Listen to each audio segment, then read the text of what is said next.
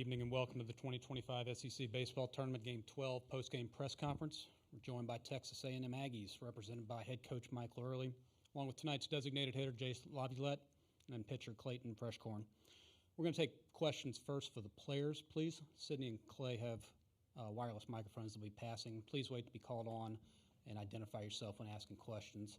Mark, let's start on the right on the second row. Mark Etheridge, D1 Baseball. Jace, I'd love to know, probably all of us would love to know what your last, say, 48 hours have been like. Yeah, got hit in the hand yesterday, broke bone in there, and went and got surgery and played today. And could you elaborate on what went into the decision to play? I think it's pretty clear. I said in an interview the other day I'd run through a brick wall for this guy, and I want to win. That's about it. I just wanted to win. Next for the players. Stay on the right. Jacob Renner, Baseball America. For both you guys, what does season mean to you, and to put on this run that you were able to as far as you were able to go? What was this like in the SEC tournament? Yeah, I think it's pretty clear. I think you can see it from every single person in that dugout. There's nobody else that we'd rather play for than Coach right here. It's hard, man. You work so hard and prepare for a season like we did, and sometimes baseball's a funny game, right? It's hard. It's definitely got its ups and downs, but at the end of the day, I'll be able to call these guys brothers for the rest of my life, and I'm just so glad that I got to play for Coach Mike early, and I couldn't have asked to play for anybody else. Clayton, you want to comment?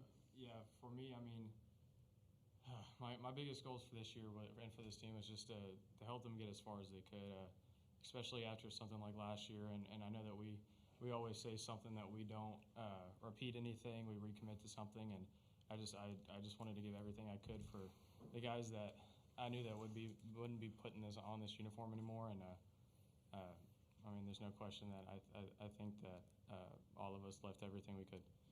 Next one in the back left. Jace, Mitch Davis, MitchDavisShow.com. I do want to ask you, said you would run through a brick wall for Coach.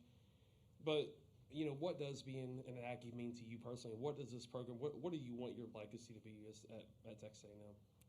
Yeah, the past 3 years have undoubtedly been the best 3 years of my life. I can't speak enough about this university, what it's done for me, not only as a baseball player, but as a person. It's hard to fathom that 3 years ago I came into college and I'm leaving now a total different person. I can't express enough of what this university can do for you and what these coaches can do for you, and just the 12th man. I just want to say thank you. I can't imagine baseball without it. That's it. First row on the right. Koki Riley with The Advocate. Jace, was it a surprise for you guys when Anthony Einson comes into the game in relief over the last 3 innings? No, sir. It's still baseball. No matter who's on the mound, you gotta stick to an approach, and you gotta get your swing off on pitches in the zone. And Clayton, how did you find success on the mound in the those last few innings? What were you really sort of, I guess, manipulating, exposing out there today? I think it was just one of those things where I was able to throw every pitch at any count and land any pitch at any point. And I mean, I know our backs are against a wall. I know that. I mean, there's no other question that I have to go out and perform. So I think with that pressure, it made it happen, in my opinion. On the left, second row.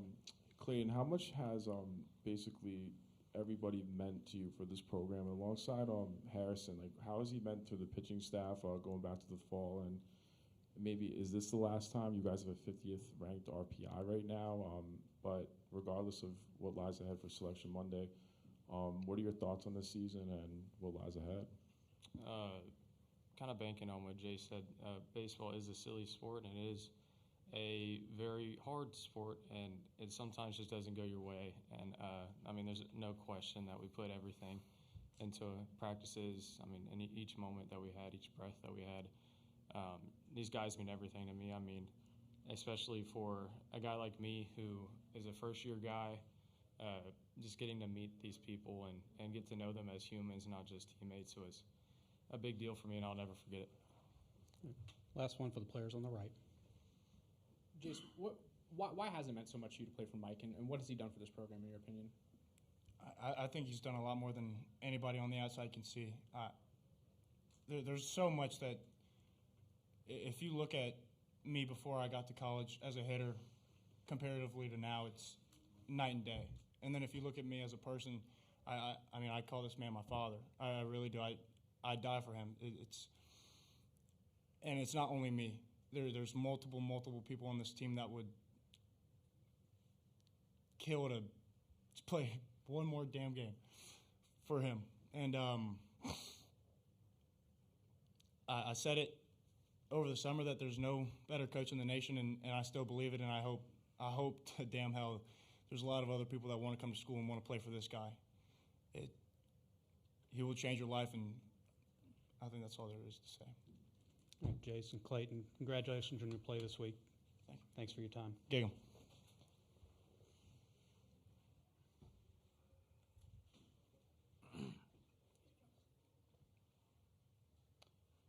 All right, if there are questions for Coach, please raise your hand on the right side. Mark?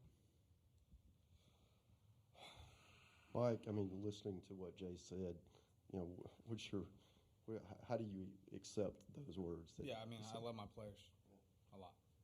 It means a lot. Being a coach is way more than being a coach, so I love them to death. In the front row? Coach, it wasn't a great start for you guys on the mound, but you guys really sort of found a rhythm there really after the third. What was sort of the key to that?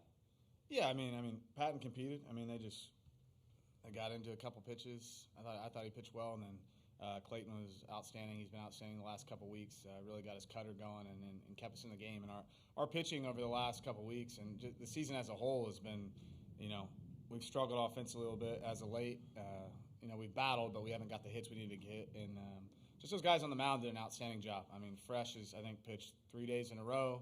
He pitched the last day in Georgia, I believe. Just his development, just maturation coming from a junior college to here. I'm just really, really proud of him and all the pitching staff. They did a tremendous job this season. In the front row on the left. Coach, you had talked about all season how much these guys care in that dugout, and just, you know, seeing a guy like Jace Lavia, everything he's gone through over the last 48 hours. What does it say about his character and perhaps this team? Yeah, it's one of the most unbelievable things I've ever seen. I mean, he had surgery yesterday at 7 p.m. and played in a game at 6:45. I mean, that's just – I've never seen anything like that. You know, and it was big for us. Like, if trainers and doctors say you can't get hurt, I will play a kid as long as a kid is willing to play. You know what I mean? Never putting him at risk. But for him to do what he did today, I mean, that's one of the most, maybe the most incredible thing I've ever seen on a baseball field. And it just shows a lot about how much that guy cares about his team. Second row on the left. Mike, Matt Talbot from World Baseball Network. In the seventh, Cash leads off the inning with the triple. A few moments later, Royo grounding out onto that infraction call at first base. What were your thoughts of how the umpires handled that call during that part of the game at the top of the seventh? Yeah, I mean, I definitely liked it when they didn't call it on the field. I haven't seen the replay. I would imagine through replay that was a correct call, but I haven't seen it. Third row on the left. Hunter DeLauder, ESPN Gainesville. Coach, in an environment like tonight it felt almost like an away game. You know, you guys fall behind early, but for you guys to just give yourself a chance and climb back, what does that say about this team? I think it says who we are. I mean, we had, you know, situations throughout the year where whether it be injuries or self-inflicted wounds, one thing never stopped, and that was our care and our belief and those guys' belief in each other. And I'm really proud of them for that. This year is not how we drew it up, but they never stopped playing. And I think, you know, not a lot of clean baseball as a whole throughout the year. It's put us in the situation we're in, but a lot of hard-nosed baseball. Guys playing hard and they never quit. And, you know, for me, we got to play, you know, we had to play better. I could go on and on throughout the schedule, whatever. But, you know, my guys play really hard, and that's something that I can hang my hat on. Two more. Start on the right. what is this year meant to you, and also what maybe have you learned from this year, just in terms of first year as a head coach, and how does this maybe help you in your career? Yeah, it's been a lot. I mean, I love Texas A&M. I love being a part of the university, the culture, the community, everything. I've learned more than I could have possibly imagined. I mean, just managing a lot of people and personalities and just creating such a broad scope of relationships is really tough, and it's something I really pride myself in. So it's definitely been a learning experience. I think you can see the growth of our team throughout the season. And, yeah, I'm just super proud to be a part of a university like this and the people, and it's just a really special place, and it's just I take so much pride in being the head coach here. And the last one in the back left. Coach Mitch Davis to MitchDavisShow.com. I do want to ask you what the next couple of days look like for your team, and how much are you going to lean on the leadership of Jace and others in your program to get through these next couple of days?